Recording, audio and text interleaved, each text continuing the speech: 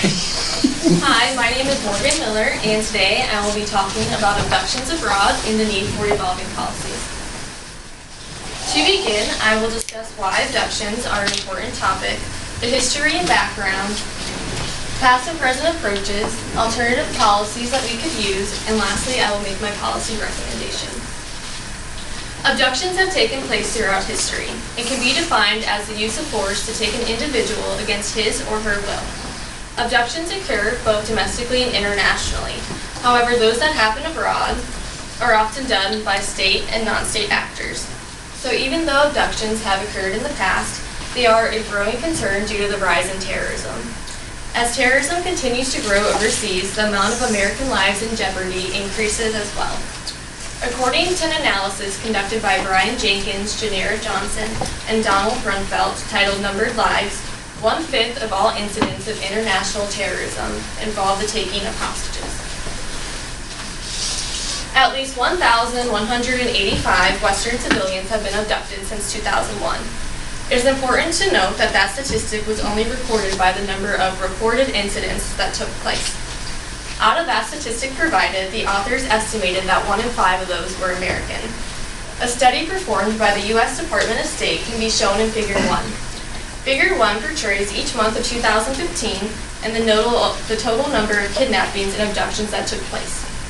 The total for 2015 alone was 12,189, and this includes hostages from all over the world, not just Western citizens. According to the State Department report, the number of kidnappings and hostages increased in 2015. Furthermore, Figure 2 represents the outcomes for hostages according to nationality. As you can see on the screen, U.S. citizens have a higher chance of a negative outcome compared to citizens from the UK, France, Italy, Germany, Austria, Switzerland, and Spain. Figure 3 reevaluates that U.S. citizens have a higher chance of being murdered if abducted than any other Western hostage.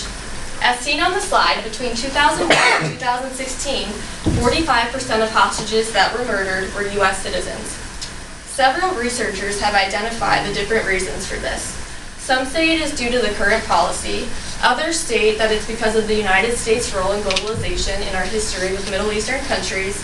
However, according to a research study conducted in 1997, hostages from Austria, France, Germany, Spain, and Switzerland are far more likely to be released by their captors due to their countries paying ransoms.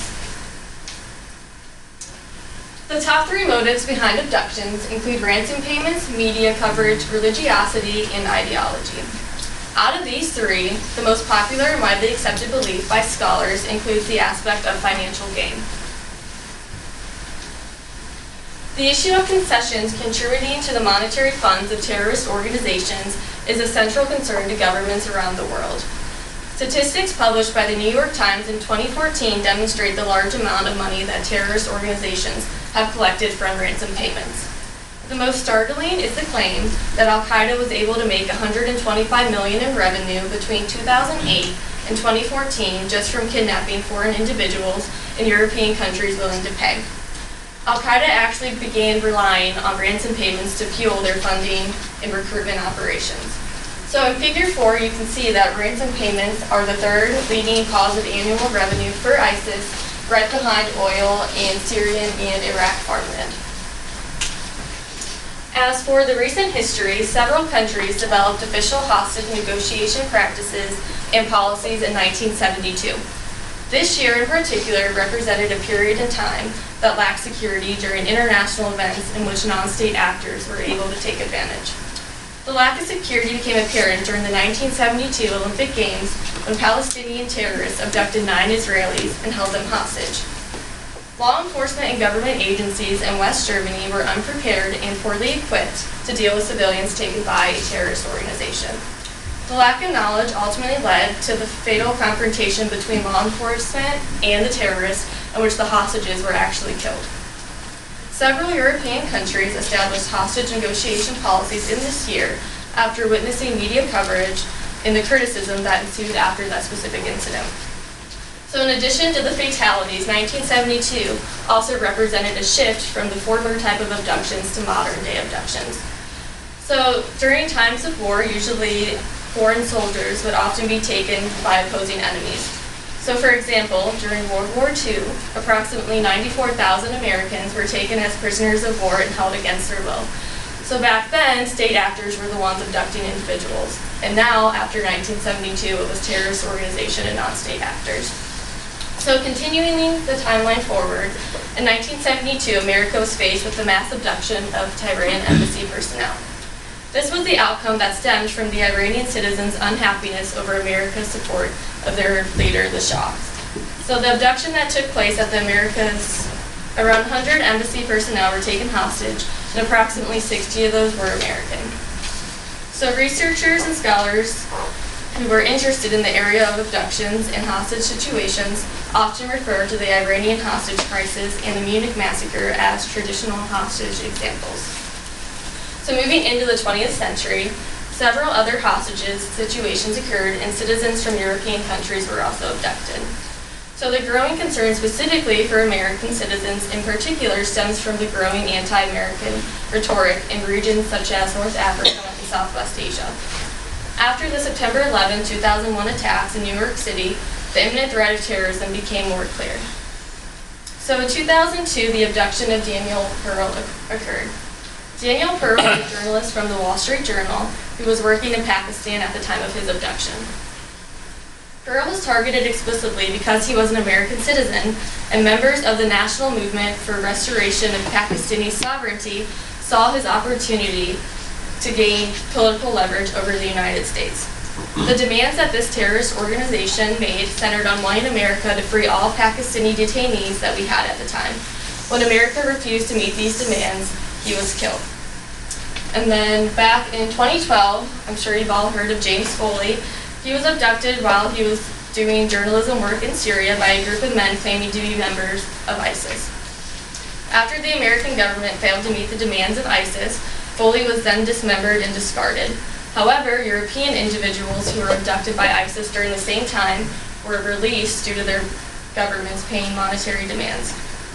So the participation of state actors and non-state actors with abductions has dramatically changed between the 20th and 21st centuries. And the victimology between past and modern victims has changed from prisoners of war to innocent civilians.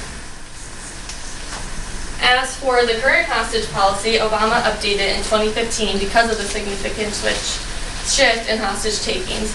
He conducted a review team, and the review team is the one who made the recommendations. So some of the changes that they made include creating a hostage response group, establishment of an intelligence community issue manager for hostage affairs, and appointment of a special presidential envoy for hostage affairs. However, we did stick with the no concessions policy, which America has had ever since we were founded. And then there is a difference in implementation between the Bush era and Obama. So one of the most famous, well-known abductions that took place when Bush was in office was that of Martin and Garcia Burnham. So right after the war on terrorism began, in 2002, Martin and Garcia were abducted in the Philippines while on their anniversary. So the abduction was initiated by a local terrorist organization, Abu Sayyaf, that had ties with Al-Qaeda at the time. So during this time, their family members began raising money to pay ransom in order to receive them back. With that help with the FBI, the family raised $300,000. So the FBI used the money to gain insight into how the terrorist organization moved its monetary funds and to help locate the whereabouts of the terrorist organization and how they moved their hostages. So even though the operation was going on behind the scenes, it was a complete secret to the international community that the FBI helped with the ransom effort conducted by the Burnham family. So Bush kind of was a little bit more lenient when it came to helping raise funds and actually doing ransoms. And as for Obama, he liked to do secret operations. So in the case of Kayla Mueller, who was abducted by ISIS, Bush set up a military operation, and the operation ended up killing the victim as well as the terrorist. So alternative policies that exist are the flexible response policy, the safe release, or the no concessions. So a flexible response is a policy that is considered to be less structured with more broad guidelines. So this policy would allow for different solutions depending on specific circumstances that take place. However, this would put more pressure on those involved in the decision-making process. So this policy would allow for concessions to be made during specific circumstances and open communication and negotiation with the abductors themselves. So switching to this policy would present the benefits of gaining information from the sources themselves and adding public pressure for safety release. Consequences would involve inconsistency and funding terrorist activity that could be later used against our country. So countries that currently possess a flexible response policy are France, Spain, Italy, Belgium, and Germany. A safe release policy, on the other hand, is adherent to meeting the demands of abductors in order to obtain a quick and safe release of all the hostages. So this policy is pretty clear and would involve the release of hostages and also releasing any government documents or manifestos that the terrorist organization asked for. This policy is extremely lenient, and no countries currently possess this policy and fear that it would encourage more abductions to take place. And lastly, the no concessions policy is strict in nature with clear guidelines on what is acceptable in dealing with hostage situations. This policy is the current U.S. policy in which the government refuses to negotiate and will only rely on secret operations to safely obtain our hostages. So currently, us in the United Kingdom do have this policy. The United Kingdom just updated their policy, and they do allow private firms to make ransom payments as well as families. And then lastly, my recommendation would be to move to a flexible response policy and lay out guidelines in which ransom payments would be okay. I think we should work with European countries to establish a uniform policy in which all countries handle abductions the exact same way, and then we could study abduction rates from there, and then use of force only when ransoms are not optional.